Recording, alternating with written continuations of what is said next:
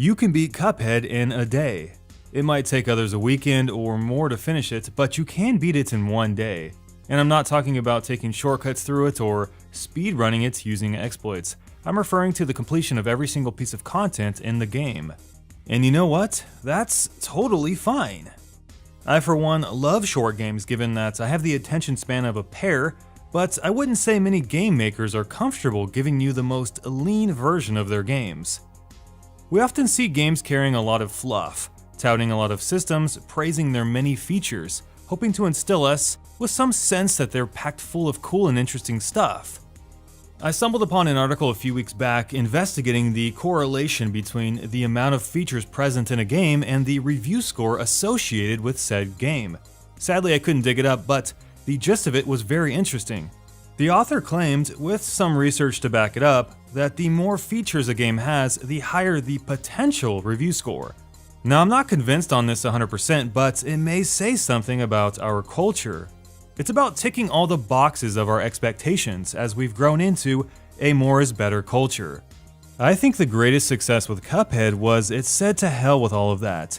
They could have easily just padded out this game, filling it with fluff and dumping a whole bunch of useless features on top of it. I have to believe that the makers of Cuphead knew that they had something special on their hands, which is why they didn't pander to the expectations of conventional video games. And part of that is the difficulty. It's no shame to say that Cuphead is one of the harder games in recent memory. If you're struggling with it, you're not alone. The game is extremely difficult. It's got this very relentless quality to it. Levels are fast, hard, and need to be replayed often. Defeat also has this very unceremonious abruptness to it. You die, you see your progress, it's almost taunting you, and then you jump right back into it within a few seconds. The adrenaline you get from almost getting through it often made me want to replay the stage in kind of a maniacal manner. I wasn't going to let this game beat me. Instantly, I smashed the replay stage button, and I was right back into the thick of it. It is such an addictive quality, a circle of defeat, triumph, and most importantly, payoff. One of the missing components to easier games is that there is often no mental payoff for progressing through the game. Since everything is pretty easy, there's no tension, and that is a necessary ingredient for the development of reaching a capstone and thrills. The threat of death is what keeps you on your toes as a gamer and makes your victories all the more sweet. And tension can take many forms, can't it? In story-driven games, it can find its roots in characters or love or moments of crises. You feel it in competitive games because you're facing off against other real human beings. Every genre has its own criteria for tension. In a 2D platformer like Cuphead, you get it from mechanical challenge. It's almost a word you hear exclusively when talking about classic games. You versus the game. It's just you and the controller, and you've got to figure out a way to get past the game, because it's the game as the obstacle that's creating the tension. You can target many things in Cuphead that may aid tension: the projectiles, the crazy attack patterns from the bosses, or, more importantly, how the game limits you via its controller scheme. Just like older games, Cuphead only has a few buttons: jump, shoot, dash, and super for the most part. You can parry as well, but still a very simple system.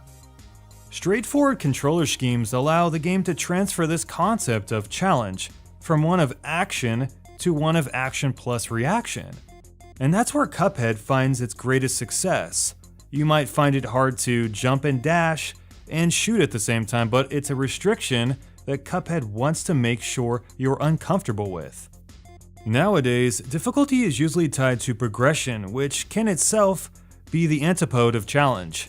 This so-called challenge is more about how much time you sink into the game rather than how good you are. Cuphead has a very offensive learning curve, no one's going to question that, but it's for good reason. Every single stage in Cuphead is difficult because they want you to get something out of it, that sense of triumph. Can you say that about any other game you've played recently? I know I can't. The first flying stage and the orange flower boss were probably the most problematic for me. I pretty much hit a brick wall, but man, you feel so fan-fucking-tastic when you beat these stages because you're conquering your own doubts.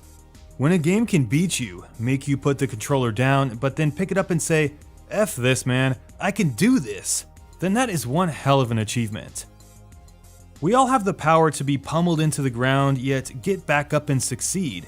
I know it sounds pretty corny, but challenging games like Cuphead offers some great life lessons for those willing to listen. One being discipline, patience, and the other, self-confidence. It's all tied to the difficulty. And I haven't even mentioned the journey through Cuphead yet. At the end of each stage, there's of course that yes moment, but then dread.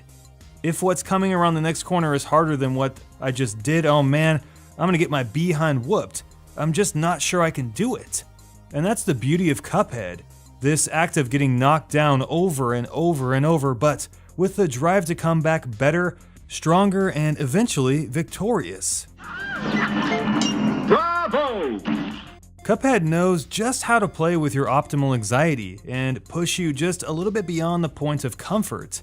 It's the sweet spot of being in a heightened state of mechanical and mental awareness to where your eyes, mind, and hands are truly in tune with one another. And when the smoke finally clears and you overcome all of those challenges, you exhale all of those endorphins, and it just makes you feel really, really good. I loved Cuphead. The challenge was overwhelming at times, or so I thought. But by rising to meet each new challenge, I grew to become a better player and to really appreciate what Cuphead has to offer.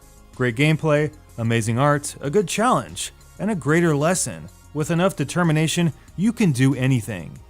The best way I can describe Cuphead is that the makers of Dark Souls and Shadow of Colossus traveled back in time and designed a mashup of Mario 3, Gradius, and Contra?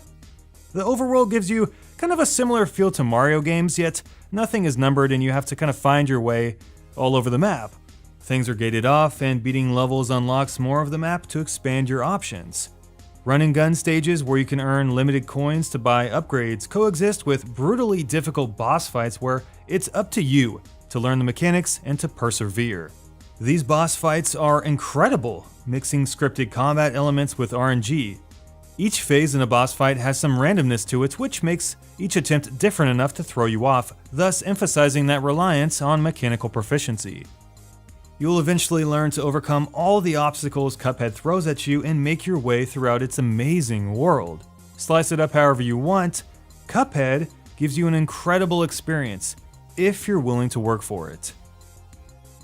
Thanks for watching, everyone. Before I sign off, I want to extend my thank you for being a member of this community, and I do want to especially thank my hyper awesome tier patrons and above specifically. Fair warning, guys, I am absolutely terrible at pronouncing names, so this could get weird.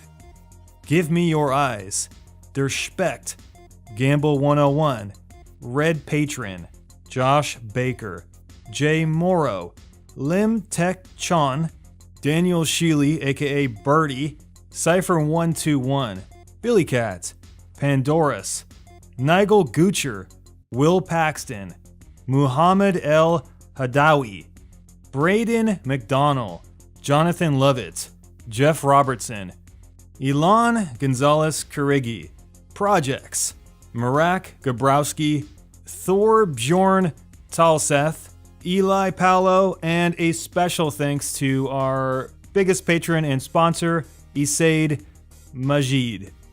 Much love, guys. Peace, love, and happiness, and we'll see you in our next video, Saturday at 9 a.m. Pacific, and you guys have a great day.